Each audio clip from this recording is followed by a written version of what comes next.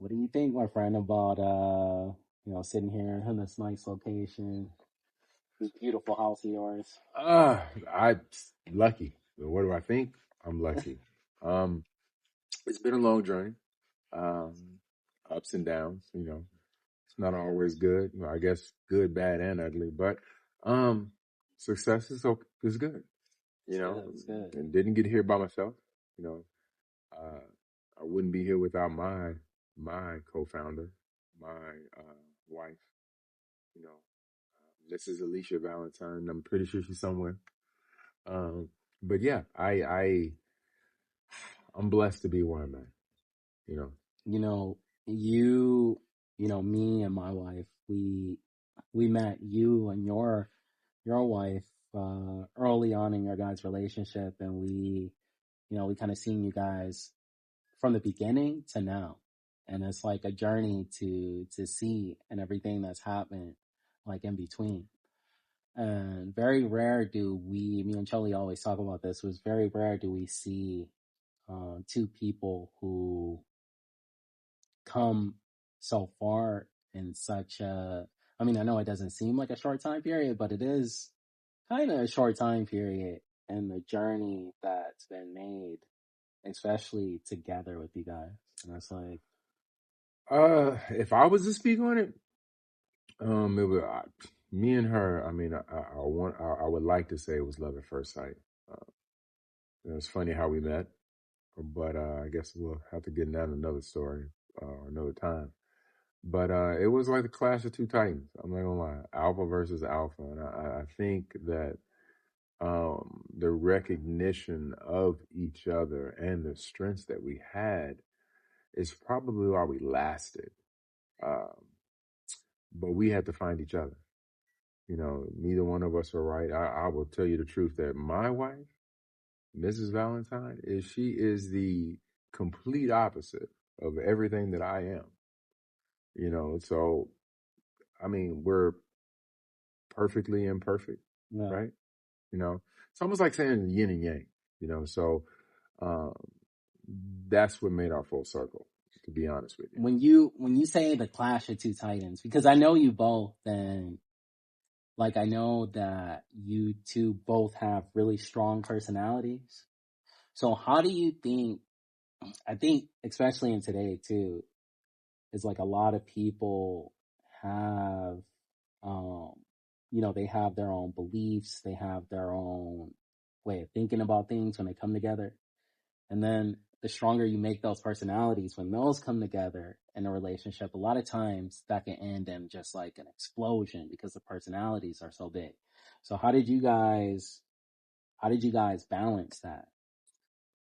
Um, I want to say it took some compromising, of course. Yeah. But if you really want to be honest about how, I would have to say old with the new, and I'll explain. When you look at today, you can say factually that the divorce rate and what people go through is probably higher than when people stay together, right? That's that's almost like a true statement. I would I would I would beg to differ if I couldn't find a number that was. But when you look at the past, you know, let's go back a little bit. You would say that people staying together was more than what it is today. Yeah. So there was lessons, there were things that they did right that somehow we either forgot or started to do differently in the future, right? Loss. And so looking at my elders, men that came before me, because I don't know. Like, how do you know what a 1 year marriage looks like? There's no blueprint. There's no blueprint at year 5 or year 10. Yeah. So where do you get your information from? Right. That's a good point, actually. So where do you get it from? You get it from the people that's been doing it longer than you. Because I guarantee you, I look at some of the men that I call mentors, and I'm looking at their relationship, and first thing I say is, "Hey, look, how'd you do it? Tell me, because I don't have it." That's Right? powerful. So for me, I had to find that, and one of the biggest reasons that I think we lasted is because I started to hear her. You know, she was talking, but I didn't hear her. That's So powerful. when I began to hear her, Yeah. I think that's when our relationship and the world started to bend for us.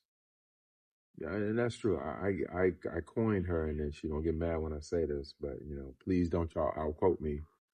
But I call her my $1,000,000 chick, and the reason why is because I listened to hers, our success started to grow. Mm, And she gave me that power to lead. that's powerful. Didn't take it, didn't say, hey, I'm doing this, you doing that. She says, I am going to allow you to lead. So when you talk about Clash of the Titans, and that's my word, right? Yeah. It's because she had it all, Mm, you know? So you're looking at two successful people in their own right that are single that don't need technically each other, but we wanted each other.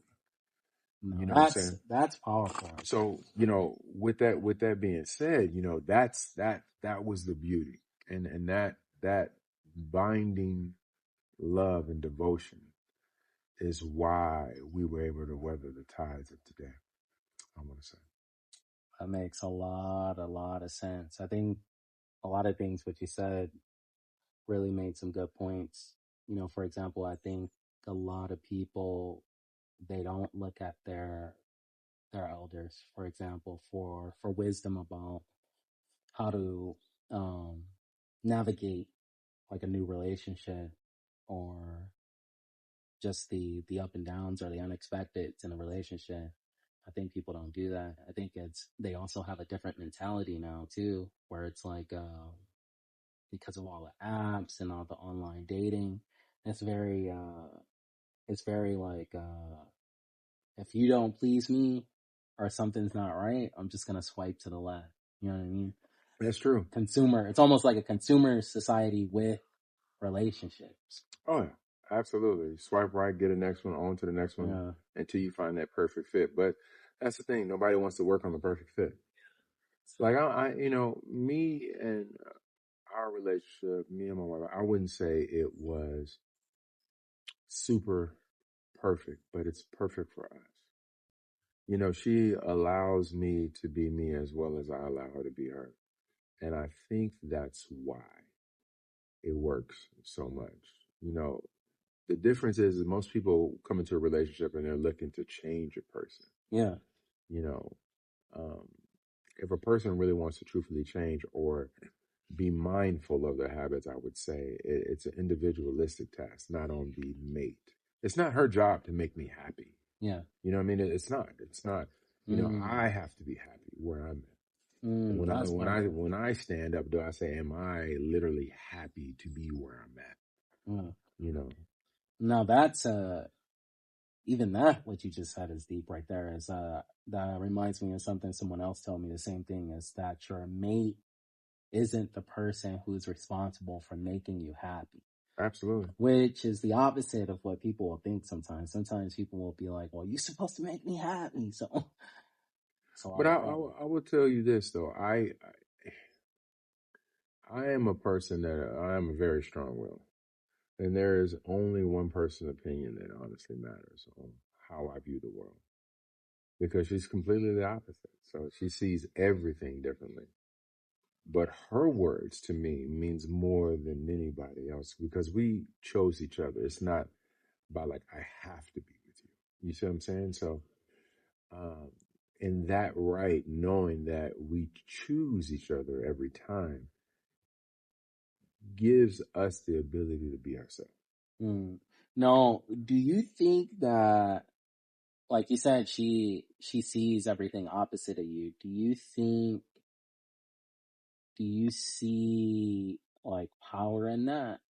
A little bit, because you got to think about it like this. If I'm looking at my view and I'm like, wow, it's so beautiful. I say, look at the trees. And she'll be like, oh, that's beautiful. Look at the sky. Look how it goes along with the mountains. Yeah. Same view, two different views, things pointed out in different ways. Mm. Now, we're also business partners. Yeah. So our multi-million-dollar company is built with two heads, not one. Yeah. And because of that, that well-roundedness, we always catch what the other is not paying attention to. And that's the same way in relationships. There's a give and a take. Where she's weak at, I'm strong. Where I'm strong, where I'm weak, she's strong. And because of that, we've always been able to take care of each other. Mm. As you're speaking right now, it reminds me of this book, Outwitting the Devil. Have you ever heard of that? In more ways than one. Yeah, and there's a quote in there where he says, one of the greatest weapons that he uses is like to divide people, but he said one of the most powerful things against him is two minds united together. And so when Well, you're talking about that, yeah, that's powerful. That's why division in the world is so important. Now, the simple things in a relationship is the same thing applied in the world. If you think about it, if you keep people divided long enough, you can tell them anything. You can spin a story. But if they stand united, you don't have to tell your story one time, and they all will make a decision. Yeah, because they're seeing the same information. That's wow. So, when you talk about love in that aspect, because that supersedes personal needs. You know what I mean? So, so the thing that drove me to the Love Tower out of Shaw, one of my biggest things, because I was a father. Yeah. And being in the military, I traveled the world. So I got to see the good, bad, and the ugly in people. But I also saw the things that bound them together,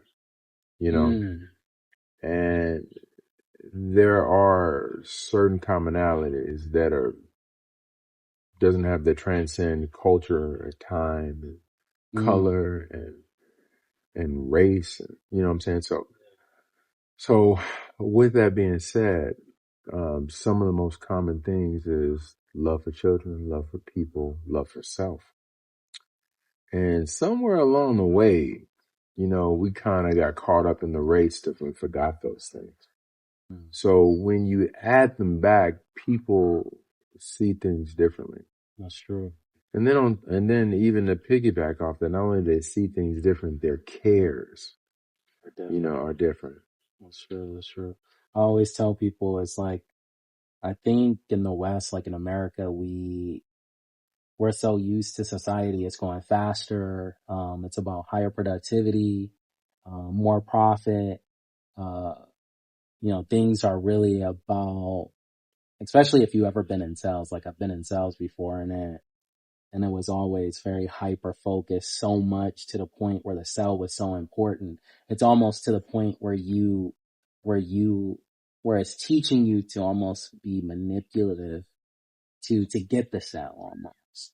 And it's like, when you step back and actually look, it's like, man, where is it in our society right now where it's, where the value is more centered around people, more centered around kind of the things you're talking about, love, family, and all these things. And that's a huge contrast where it's just like money, profits, all these things over everything, or should it be more centered around family, values? Maybe profit isn't the most important thing every time.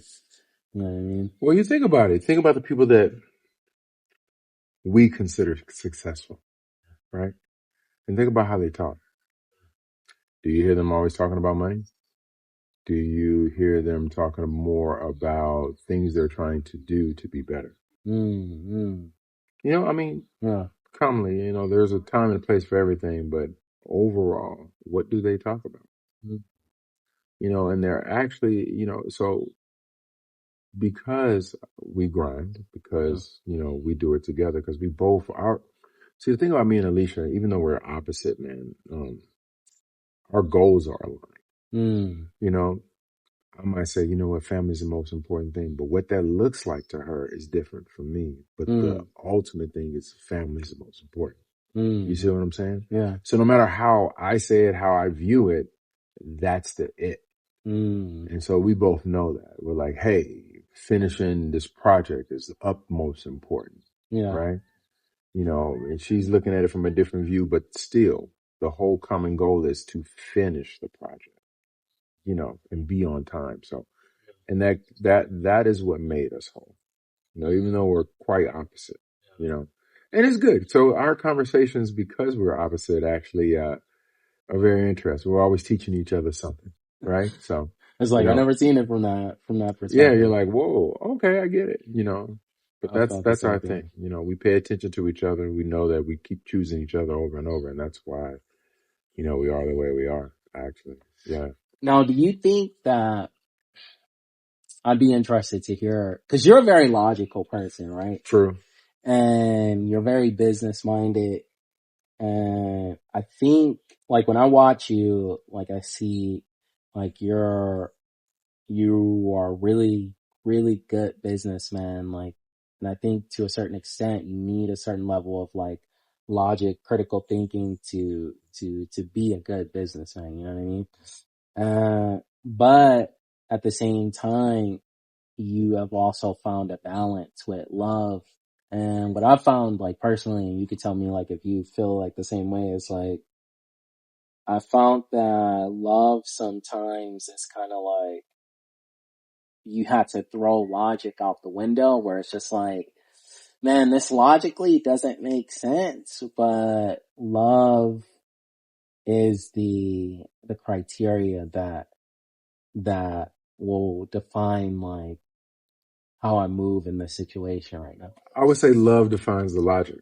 Yeah. And I'll give you an example, a little bit of my history. In the military, right? When I was over in Afghanistan, Iraq, um, I was a leader, right? Yeah. So, you know, I had my group that I used to call Spartans, about 30 to 40 sailors, you know, in the dirt, uh, you know, pretty much like soldiers. Yeah. I used to carry a picture of my son in my wallet, in my coat pocket. And the reason why is because I promised that I would come home. You know what I mean? So, not to get into too many different subjects, but one of the things that I would do, I'd be like, we got to go through this door. And I know everything on the other side of that door is aiming at us, and it's the only way out. So we got to get there, and it Mm. has to make sense. And they're like, can't we just wait it out? I'm like, no, we're going through it. Yeah. But the reason I went through that door is because of my promise, you know, and because of that promise, I felt like my decision making always led me in the right direction because my why was different. That's powerful. You know what I mean? Yeah. My why was different.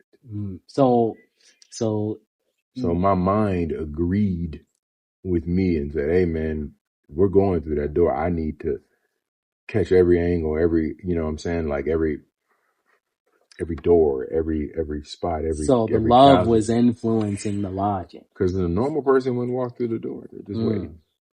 Mm. You know what I mean? That's powerful, actually. That is an interesting way to think about it. So for me, knowing that you have 7 people behind you Yeah. and they're willing to walk through that wall with you, you know what I mean? And I promised a little young boy that his father was coming home, you know. Ah, so for me, I've always been a black and white person, you know. If it's not in the book, it ain't right. But I also know what outside the box looks like. Yeah. Guess where I learned that from? You That's know, powerful. so, you know, it is the underlying power between people that is untapped, you know. So when you look at it from that type of ideology, you can understand why people can move mountains. Yeah. Um, That is yeah, very yeah, cool. That yeah. makes sense, actually.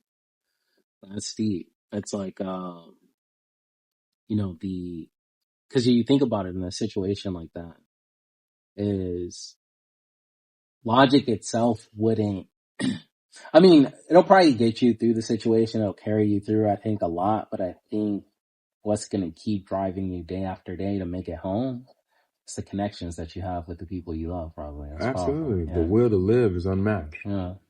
That's You powerful. know? Now, for you, like I said, like, I think it's always interesting because I know, like, you're a very business minded person and how you know, the structure of how you think and how, and you've done it, like your work and life balance is very, balanced. And so I think that's very interesting. Like for you who have you have employees, you have like people you look after.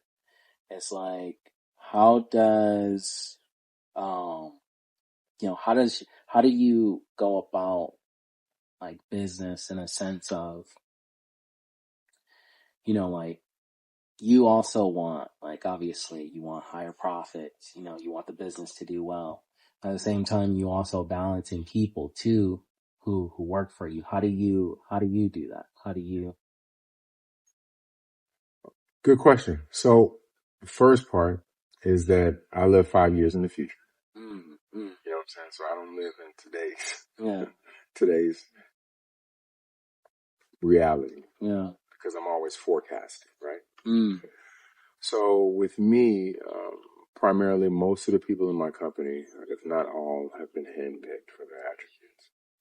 Some for just having that spark and being, in that industry, and others that have a passion for what they do, just don't know how to take it to the next level. So I always look for people that I can see that in, and so does Alicia for that matter. And the reason why it's important is because, like I said, I look at different things that she don't look at. You see what I'm saying? So what she's looking for in a person, a colleague, is different than what I look for, right? So by us making a educated decision, right, on the people that we employ, we are allowed to be in a better position to grow. So 2016, we opened our doors. I've literally made 30, which is unreal. I have made 30% growth every year at the minimum.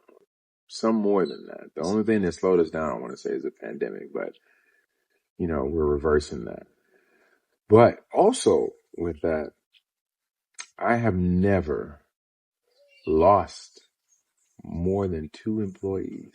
Wow. So what am I saying? Everybody who's came on board as an employee since 2016 is still here today. Wow. That's powerful. But it's a catch though. I do something that normal people don't do. What is that? You ready? Yeah. I pay my employees. So the company does good, they do better. Yeah. Oh, so you incentivize them then? No, I don't incentivize it. Well, I guess you could say it like that. Yeah. You could say it's an incentive because when you're hired, when there's success, everybody gets a success. I'll give you an example. The first time that Alicia won an award for Best Educator, I took the whole staff. It was almost like a red carpet event. So I went and got the tables, told everybody to get their beautiful dresses and, put their ties on. And you remember that event, right? Yeah. And everybody was there, man. Everybody was there. I wanted to show up and show out and represent the one person in our company that got their next accolade. I've had master degree, employees that turn around and got their doctorate. Wow. There's technically no big celebration for that, but we had one. Yeah. So I celebrate them in their success. So as Theoria grows, some of the better things that I can do is outweigh what's happening in the world. We're in California, so the cost of living is ridiculous. So every year they're paying more money. So, and I'm making more, right, as a company because they're busting their butt and to help because they believe in our vision, right? And so the best thing I can do is put more money in their pocket so they can breathe, right? It's called, and this is a concept, you can look it up. It's called Maslow's hierarchy of needs, right? So pretty much when a person gets their needs met, they're able to think more freely. So I do a lot of stripping my employees down to see what their needs are and then see how as a company we can support those things. You know, so it's not it is a conventional structure with an asterisk mark. We actually have a heart, you know, and I'm not saying other companies don't, but I make it a point to where the employees know I have an open door policy. That's deep. That's like, you know, a company with a heart. There needs to be more like that. But because I've done that with the approval of Alicia and my board, we haven't lost nobody. And we've grown. You know what I mean? And I look at it like, and this is a cliche, you know, you have a boss and then the boss brings the other people up and then they come up together and now they're all living. Yeah. That's literally what I would like to see. That's amazing, actually. You know, it's a better life for them. So it's not like, you, in a way, it's kind of a family, I guess. It is. Yeah, it is a second family, I guess you could say. So a little bit about me and Alicia's background, and I hope she don't kill me for this, but we come from very humble beginnings. You know, I'm a city boy from the inner hood of Houston, Texas. You know, she's a girl who's out of Oceanside who, you know, had to make her own way, no handouts. You know, so some of the things that we saw growing up, you know, and how tight-knit people were when they were trying to make it, are the same things that we use in business today. Even though we're, you know, way in 2024, right? Yeah. So, you know, a lot of people have lost a little bit of that. But when you ask me about how our relationships work and where do we look for guidance, you know, those are some of the things. Because I'm an old Negro for that matter, right? Yeah. You know, so all the people that came before me are old Negroes, you know, slaves, you know, and there was ways that they combated stress and stuck together and showed love. That's why the dinners are so important that we have, right? You know how important it is. And I'm always saying, hey, I got it. The reason why? Because I treat my friends like a tight-knit family, just as my business like a tight-knit family. Because I learned that way back then. You know, and I still shake hands and look people in the eye. That's powerful. That's powerful.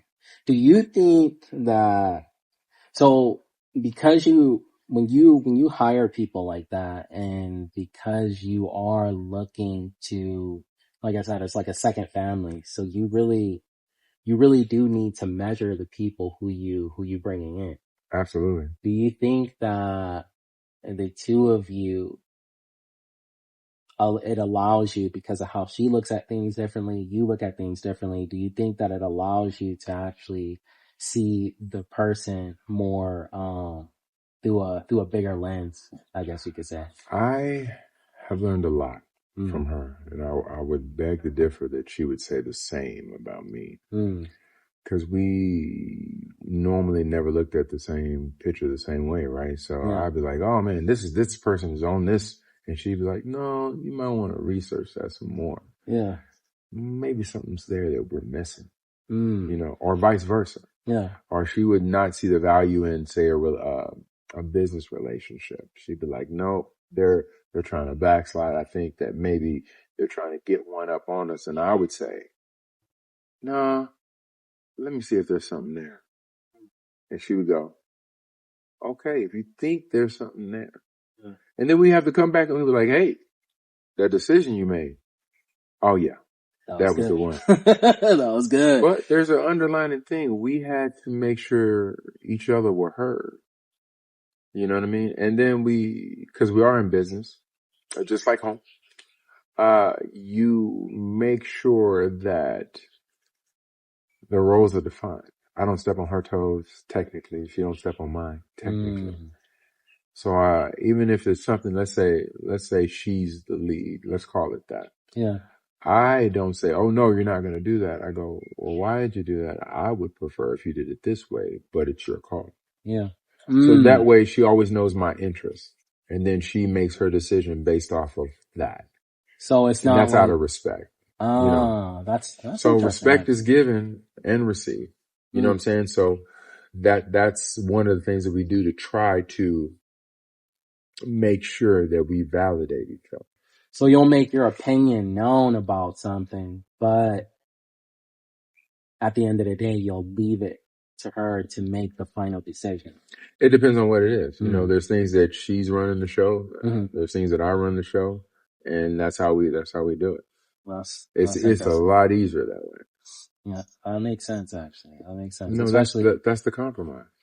Especially in because your relationship is similar to mine as well. Is we are partners and also business partners as well. Yeah, and I think, which is rare. Yeah, Just so you know, which is rare. That is rare, but it does add 5%, a little bit more dynamics to it, and stressor. Yeah, possible friction points actually, because it's not just like personal stuff; it's also business stuff at the same time. So we have to define clear roles, Yeah, right? When you're talking about relationship, clear roles, and you have to allow the other person to breathe. You know, like I said, the clash of two titans, right? She had her own everything, and yet I am the president and face of the company, right? You know, so with that, every big decision, even though I know I can stamp my hand and say it will be this way, you know, it's always made together. You know, you ought to see my staff when they come in, they be like, "Oh, the queen," you know, because they know the power of her yes and no. You know what I mean? It's just as powerful as mine. You know, and there are some times that she says, "Hey, I don't want to go in that direction," and I'm putting this foot out, and I go, "Grrr, fine." You know what I'm saying? Because and it ends up being the more better decision. You know, so that's the growth in a relationship. That's one of the keys. I'm telling you, that's one of the keys to get from starter marriage to 20, 30 years. You know, yeah. You know, we've always chose to work on ourselves and our relationship. I want to say we keep re-choosing each other, right? And so when the love tower concept was built, that's how you got me. Because in traveling the world, there are commonalities, I tell you. But somehow we let the world get in the way of what we know is right. Yeah, that's true. It's like, I always tell Jolie, it's like one of the things for me that, because even like me or anyone, I think we can get lost in the noise of life. And then for whatever reason, it's like the things that are so important to us that are sacred. I call it sacred. Like, I think when you really connect it to in the place where you should be with your family, the people you love, your friends, like it's not just like a fleeting feeling. It's something that's kind of like holy or sacred to you. And I think that most people, or at least with myself sometimes, if I'm lost in the noise of life, you know, you can lose it's not like it's ever forgotten or lost, but it's not at the forefront. You know what I mean? And I think it's important to always like make sure you stay as close and go back to that as much as possible. At least for myself, you know, I try to do that and try to be in that sacredness and feel how sacred it is to me. So it kind of like what you were saying. So it guides my logic. Yeah. Like for me, I'm Alicia's number one fan. You know, pom poms and all that. Let's go. But she's done the same for me. We enjoy seeing each other happy. You know, even if we're not standing in front of each other, that's always been the ultimate goal, right? So, it's allowed me to think clearly and be free. you know. But when you, like, I'll give you an instance, just talking about love and the things that are important. I was in Iraq, and I sat down with, let's just call him the enemy. We're sitting down, eating, and we really realized how much we were the same, even though the world thought we were opposite. That's interesting. Wow. And so sitting down, like us sitting down, eating, having a conversation, right? And by 8 o'clock that night, we were on two sides of the line. You see what I'm saying? I realized that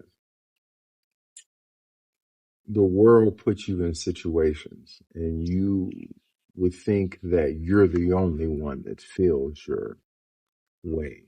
Yeah. But I realized that on the other side of the fence was me. Mm. You know what I mean? So That's interesting. when I say all that to say this, that his goals were Yeah. the same as mine, Mm. man, family, country, I'm here because this way of making money seems to be the best way for me to get out of whatever or provide for my family, He was just a different aspect of you. And that's when I knew that because of life, it puts the normal person in different situations, even though your mindset is the same. Mm. So there's love everywhere. Yeah. It might sound different because of different dialect, but it's the same thing. So here I am thinking this person only,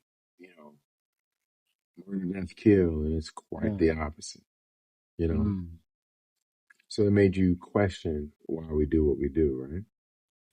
So those are some of the things that I think that have been lost. So the why, you know, but I notice as we come more back to those things and we start to show care of one another, we seem to heal a little bit. Compassion for one another. If you notice, you see, we seem to heal a little bit. Sure. Don't get it twisted. There's a long way to go, but as a whole, we're starting to heal in the midst of chaos. So so when it comes to the project, Puerto Rico, right? When it comes to the project, that's why you got me, because I know the value. I love it. I love it. I love it. And that's something I can make time for. That's powerful. That's powerful. Love it. I love it. That's why I like sitting down and talking to you, Dwayne. But if you were to leave people with one nugget, let's say how to, whether it's, better, like something you wish you knew in the beginning of your relationship, or even in business with people, or just like to being able to Well, kind of maneuver your way through those things. a few. If I was talking business, because there's a big difference. If it was business, one thing I would say is understand your why. Because understanding your why will get you through those hard times when everything you think is running perfect. Second part of that, after understanding your why, would be to understand that there There's always somebody going to say no. And you got to be comfortable with saying no. You're not always going to be everybody's cup of tea.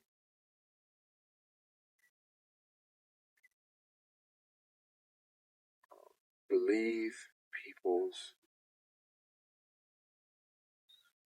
intentions and how they are, because people technically never change. If it was for relationships, Yeah.